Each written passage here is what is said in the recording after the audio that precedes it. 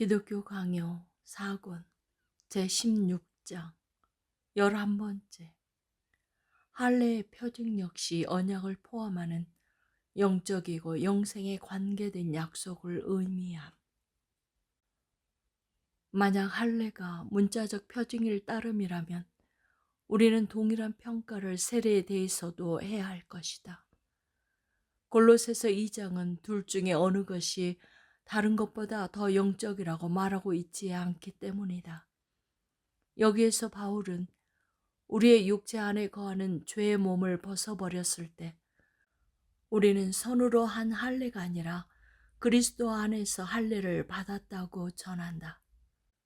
그는 이를 그리스도의 할례라고 부른다.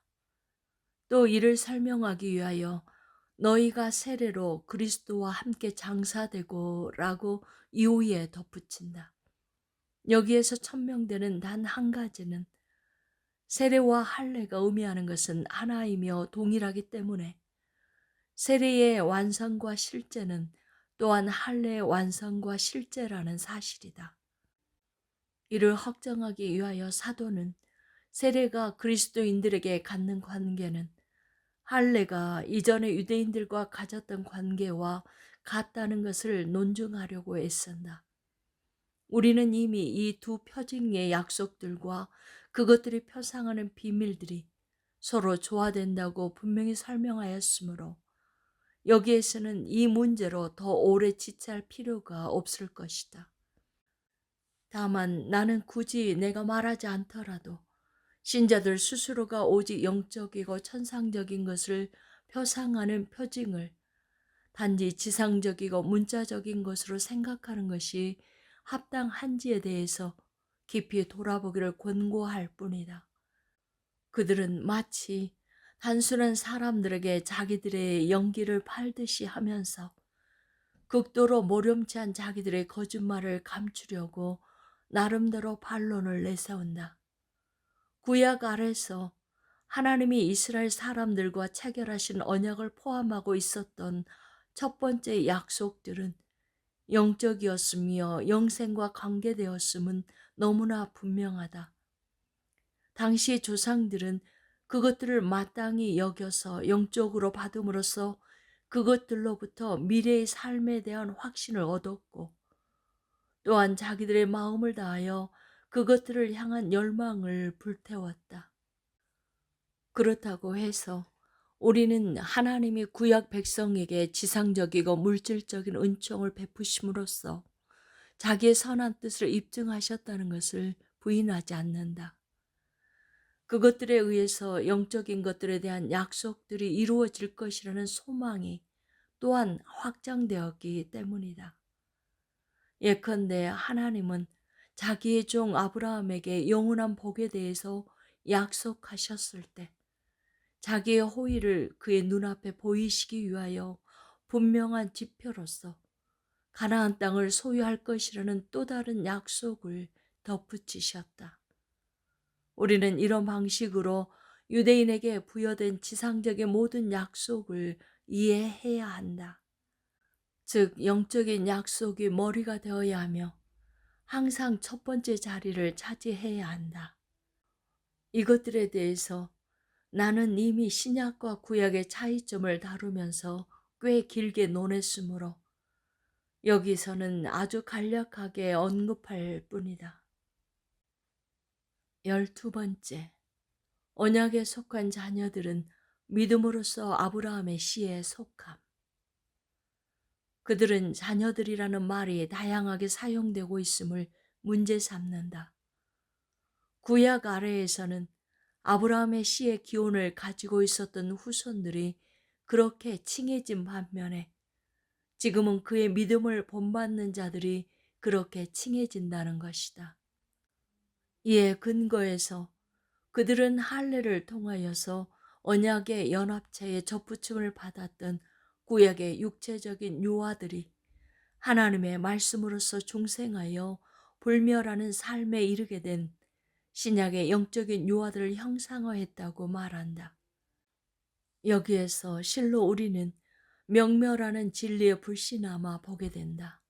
그러나 가벼운 영혼을 지닌 자들은 처음에 자기들의 손에 들어온 것을 틀어쥐고 한 발자국도 더 나아가지 않고 한마디 말에 매달려 많은 것들을 돌아보지 않는 심각한 죄를 범한다. 이리하여 그들은 반복해서 현혹을 당하고만 있을 뿐 어떤 본체에 대한 견실한 지식에도 빠져들지 못한다. 우리는 아브라함의 육체적인 씨가 한동안 믿음을 통하여 그에게 접붙임을 받은 영적인 씨의 자리를 차지하고 있었음을 분명히 인정한다. 왜냐하면 우리는 그와 본성에 따른 어떤 혈연적 관계도 없으나 그의 자녀들이라고 일컬음 받기 때문이다. 그러나 그들은 하나님의 영적인 복은 결코 아브라함의 육체적인 후손에게 약속되지 않았다고 주장하는 심각한 오류를 범한다. 이 점에 대한 그들의 입장은 단호하다. 우리는 이러한 수준을 벗어나서 더 좋은 목표를 설정해야 한다. 그리고 성경의 가장 확실한 인도를 받아서 그것에 이르도록 해야 한다. 여호와는 아브라함에게 씨가 있을 것이며 그 씨로 말미암아 땅의 모든 민족이 복을 받게 될 것이라고 약속하시고 동시에 자기가 아브라함의 하나님과 그의 후손의 하나님이 되실 것이라고 믿음을 주신다. 믿음으로써 그리스도를 모든 복의 조성자로 받아들이는 모든 사람은 이 약속의 상속자들로서 아브라함의 자녀들이라고 명명된다. 13번째, 아브라함은 무할레시에 믿음으로써 의롭다 여김을 받아 모든 할례자와 무할례자의 믿음의 조상이 됨.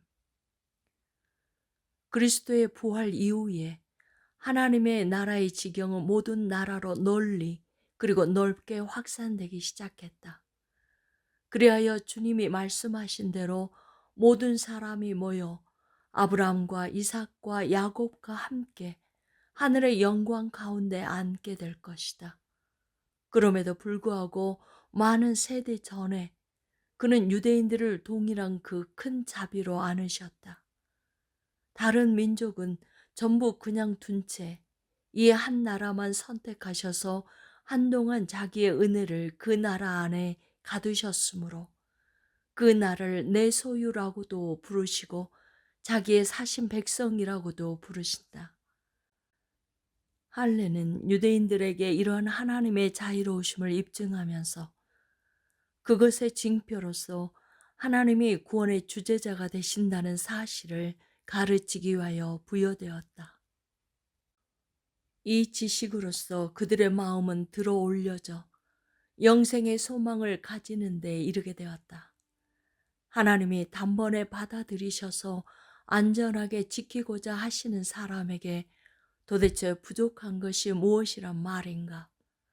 그러므로 유대인들뿐만 아니라 이방인들도 아브라함의 자녀들이었다는 사실을 증명하기 위해 바울은 다음과 같은 양식으로 말한다. 아브라함은 무할레시에 믿음으로써 의롭다 여김을 받았다.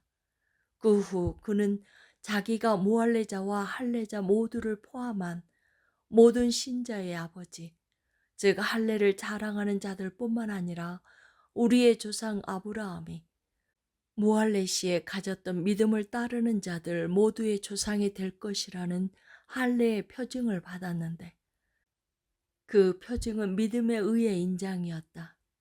우리는 이 두 부류의 사람들 모두에게 동일한 고상함이 부여되어 있음을 보게 되지 않는가? 하나님의 작정에 의해서 지정된 시간 동안에는 아브라함이 할례의 조상이었다. 사도가 다른 곳에서 기록하듯이 이방인들과 유대인들을 나누었던 벽이 무너진 이후에는 할례의 표징 대신에 세례를 받았던 이방인들에게도 하나님의 나라에 들어가는 문이 열렸으며 아브라함은 그들의 조상이 되었다. 이런 차제에 경건에 대한 모든 관심을 무시하고 오직 의식들만 과시하는 어떤 사람들의 오만을 깨뜨리기 위하여 바울은 아브라함이 할례자들만의 조상이라는 사실을 분명히 부인한다. 오늘날도 이런 식으로 세례에서 단지 물만을 바라보는 자들의 헛됨을 논박할 수 있다. 14번째, 아브라함과 육체적 혈연 관계에 있는 유대인들에게 누구보다 먼저 복음이 선포되었으며 그들의 배은망덕 이후에도 그것이 완전히 그들을 떠난 것은 아님. 또한 그들은 육체에 속한 자들은 아브라함의 자녀가 아니며 오직 약속의 자녀만이 그의 씨로 여겨진다고 가르치는 바울의 다른 본문을 예로 삼아 반론을 펼 것이다. 본문에서 사도는 아브라함과 그의 혈연적 후손과의 관계를 아무것도 아니라고 여기기 때문에 이에 대해서 다소나마 가치를 인정하는 우리의 입장과 그의 입장은 정면으로 배치된다고 그들은 주장한다. 그러나 우리는 여기에서 바울이 무엇을 논의하고 있는지를 더욱 주의 깊게 바라보아야 한다.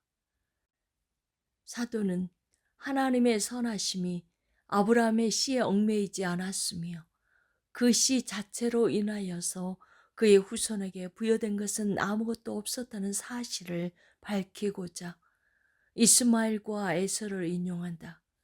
그들은 육체의 계보에 따르면 아브라함의 직계 후손들이었지만 외인들과 다름이 없이 배척당했다. 복은 이삭과 야곱에게 미쳤다. 이에 근거해서 사도는 곧이어 구원이 하나님의 자비에 의지하며 하나님이 구원받을 자로 여기시는 자에게 그 구원이 미침을 주장한다. 그러나 유대인들은 언약의 율법을 지키지 않는 한, 즉 하나님의 말씀에 순종하지 않는 한 언약의 이름을 내세워 의기양양하거나 기고만장할 수 없을 것이다. 그러나 여기에서 바울은 한편으로 유대인들에게 경종을 울려 그들이 자기들 종족에 대하여 가지고 있는 헛된 자부심을 꺾도록 하고, 다른 한편으로 하나님이 한번 아브라함의 후손과 맺은 언약은 결코 무효가 될 수 없음을 부각시킨다. 따라서 우리가 로마서 11장에서 보듯이 아브라함과 그 후손의 육체적 혈연 관계는 그 가치가 박탈되어서는 안 됨을 분명히 전한다. 유대인들은 복음의 첫 번째 상속자들이며 자연적 상속자들이다. 그러나 자기들의 배은망덕으로 인하여 무가치하게 되었으며 그 주의를 상실하였다. 그렇다고 해서 하늘의 복이 그 민족에게서 완전히 떠나간 것은 아니었다. 이런 이유로 사도는 유대인들을 그들의 완고함과 언약을 파괴함에 있었음에도 불구하고 하나님의 거룩한 언약의 복을 누릴 가치가 있는 거룩한 세대에 속한다고 부르면서 그 위대한 영예를 여전히 그들에게 돌린다. 그러나 그들과 비교해서 우리는 아브라함의 유복자들이나 심지어 유사한 자녀들과 같다고 여긴다. 그럼에도 불구하고 우리가 아브라함의 자녀들이 된 것은 마치 가지가 꺾여 한 나무에서 다른 나무로 접붙임이 되어 새롭게 살아나듯이 본성이 아니라 자녀 삼음으로 말미암는다고 전한다. 그러므로 유대인들에게 특권을 빼앗지 않기 위하여 복음이 누구보다 먼저 그들에게 선포되어야 했다. 왜냐하면 그들은 가족의 장자들과 같았기 때문이다. 그렇기 때문에 그들이 자기들에게 부여된 것을 거부할 때까지 이 영예가 그들에게 베풀어졌다. 그것이 이방인들에게 옮겨간 것은 그들의 배은망덕 때문이었다.